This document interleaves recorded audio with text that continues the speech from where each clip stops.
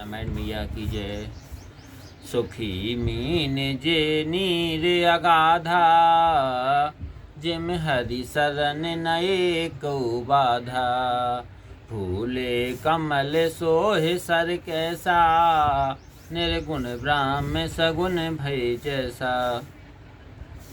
गहरे पानी की मछलियाँ सुखी हैं जैसे भगवान की शरण में जाने से एक भी बाधा नहीं होती। तालाब कमलों के फूलने से कैसी शोभा दे रहे हैं, जैसे निर्गुण ब्रह्म सगुण होने पर सुशोभित होते हैं। गुंजत मधुकर मुखर अनूपा,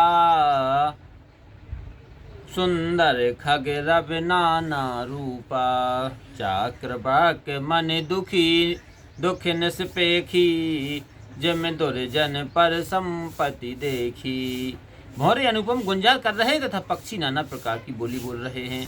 चकवे रात्रि को देखकर मन में वैसे ही दुखी हो रहे हैं जैसे दुष्ट पराय धन को देखकर होते हैं।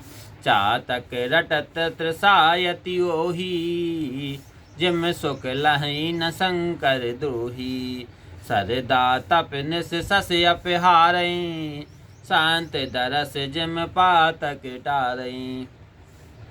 पपी हमारे प्यास की रट लगाए है जैसे महादेव का द्रोही कभी सुख नहीं पाता। शरद ऋतु की गर्मी को रात का चंद मार लेता है, जैसे संतों के दर्शन से पाप दूर हो जाते हैं। देख इंदु चकोर समुदायी, चित बह जिम हरिजन हरि पाई। मसक दांस बीते है मित्रासा, जिम द्रज दोह किए कुल नासा। चकोर के झुंड चंद्रमा की ओर टकटकी लगाए हैं, जैसे भक्त भगवान को पाकर उनके दर्शन करते हैं। मच्छर व डांस सर्दी के डर से नष्ट हो गए हैं, जैसे विप्र से बैर करने से कुल का नाश हो जाता है।